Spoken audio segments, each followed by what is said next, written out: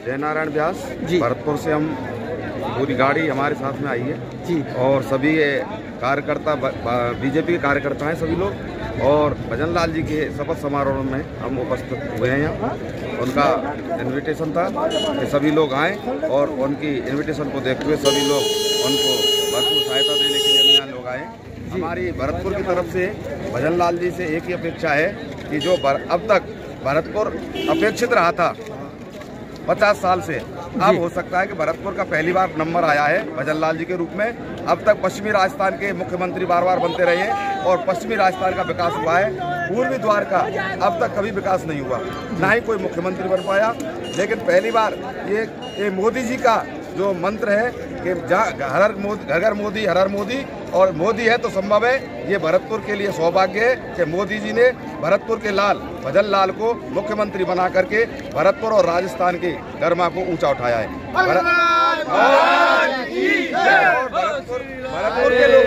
भरतपुर के लोगों की हमारे मुख्यमंत्री जी से, श्री भजन लाल जी से यही अपेक्षा रहेगी कि जिस प्रकार से कोटा, जैसलमेर, बाड़मेर, उदयपुर अब तक उच्च श्रेणी के जो शहर रहे हैं, उसी प्रकार से भरतपुर जिस प्रकार से पछड़ा हुआ है, उसी प्रकार से भरतपुर भी इन उच्च श्रेणी के जो शहर है उनकी श्रेणी में आ जाएगा और विकास भरपूर अब भरतपुर का होगा। हम ये भी चाहते हैं कि भरतपुर के साथ पूरे राजस्थान का विकास हो, लेकिन हमारा जो भरतपुर है वो वास्तव में पिछड़ा हुआ है विकास के क्षेत्र में, क्योंकि अभी तक हमें कोई ऐसा मुख्यमंत्री या कोई मंत्री नहीं मिला जिससे कि भरतपुर का विकास हो सकता था। लेकिन पहली बार हमारे नरेंद्र मोदी जी ने भरतपुर को विकास देने के लिए और मुख्यमंत्री भजन लाल जी को बनाया है, और भरतपुर के लिए सौभाग्य रहेगा। और भरतपुर जिस प्रकार से विकास करेगा हम उनके साथ रहेंगे, उनके साथ उनके साथ पैर से पैर मिला करके, कदम से कदम मिला करके उनका सहयोग करेंगे। जो वो भरतपुर से चाहेंगे हम भजन लाल जी को पूरा सहयोग और सत्कार देंगे। धन्यवाद। लोकसभा चुनाव आने वाले हैं, उसमें क्या रहेगा? पहले मैं ये बता दूं कि इससे पहले विधानसभा चुनावों में पिछली 5 साल पहले भरतपुर से 7 विधानसभा सीटों में 7 विधानसभा सीटों में कांग्रेस को बहुमत मिला था और कांग्रेस के ही विधायक चुने गए थे। और भरतपुर से जब 7 विधायक चुने गए थे कांग्रेस के, तो राजस्थान में कांग्रेस की सरकार बनी।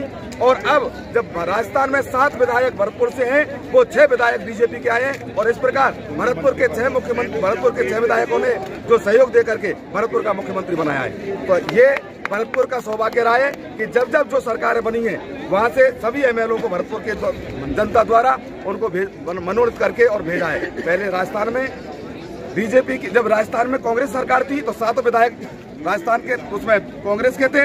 इस बार 6 विधायक बीजेपी के सरकार बनने के सहयोग में और भरतपुर से 6 विधायक बीजेपी के दिए हैं। ये जनता का, मैं तो ये कहता हूँ कि जनता की ये सोच और ये शायद वो पूर्व विचार है कि हो सकता है कि ये बीजेपी की सरकार बनेगी। उसी प्रकार से जनता ने पूर्ण बहुमत दे करके बीजेपी की सरकार बना करके राजस्थान में अपना नाम रोशन किया है। मैं भरतपुर की जनता को भी धन्यवाद देता हूँ और ये आश्वासन देता हूँ कि भजन लाल जी जो मुख्यमंत्री बने हैं उनके समर्थन में पूरे राजस्थान में 25 की 25 सीटें राजस्थान में बीजेपी की आएंगी और मोदी जी के जो हाथ मजबूत करेंगे और 400 प्लस दे करके हम उनको प्रधानमंत्री बनाएंगे।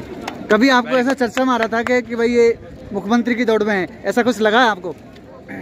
मैं ये कहना चाहता हूं कि राजस्थान में ही नहीं, तीनों जो नवीन प्रांत हैं जहां तीनों जगह बीजेपी के जो प्रधानमंत्री वो मुख्यमंत्री बनाए हैं, तीनों जगह जो नए चेहरे आए हैं, किसी को भी ये उम्मीद नहीं थी कि इस प्रकार से मोदी जी द्वारा या ऊपर कैबिनेट मंत्री द्वारा ये नए मुख्यमंत्री बना करके और नए चेहरे दे करके इस प्रकार से सभी जनता को अचंभित किया जाएगा। ये राजस्थान में पहली बार ऐसा हुआ है, क्योंकि अब तक जहाँ भी सरकार रही थी वो केवल कांग्रेस की ज्यादा सरकार रही थी और कांग्रेस में या तो परिवारवाद था या जातिवाद था या वंशवाद था। लेकिन पहली बार मोदी जी ने राजस्थान में जातिवाद, वंशवाद, परिवारवाद को खत्म करके एक छोटे कार्यकर्ता को और मुख्यमंत्री बना करके संदेश दिया है कि भाजपा की सरकार में कोई भी व्यक्ति जो छोटे से छोटा कार्यकर्ता है वो मुख्यमंत्री बन सकता है। और वो ऐसा नहीं है कि केवल जो वंशवाद वाले लोग थे जो पहले से चले आ रहे थे केवल उनका बच्चा ही या उनका कोई परिवारीजन मुख्यमंत्री बनेगा। इस बार मोदी जी ने सबको अचंभित करके ये साजिश साबित कर दिया है कि कोई भी छोटे से छोटा कार्यकर्ता और मुख्यमंत्री की दौड़ में आ सकता है। और मोदी जी ने ये मुख्यमंत्री बना करके भजनलाल जी को ये साबित भी कर दिया है कि कार्यकर्ता चाहे छोटा हो चाहे बड़ा हो, उसको हर जगह उसकी अपनी व्यवस्था है। लेकिन मैं तो मोदी जी के अगर मोदी जी नहीं होते तो मैं ऐलान से कह सकता हूं कि आज भजनलाल जी मुख्यमंत्री राजस्थान के नहीं बनते। ये मोदी जी की देन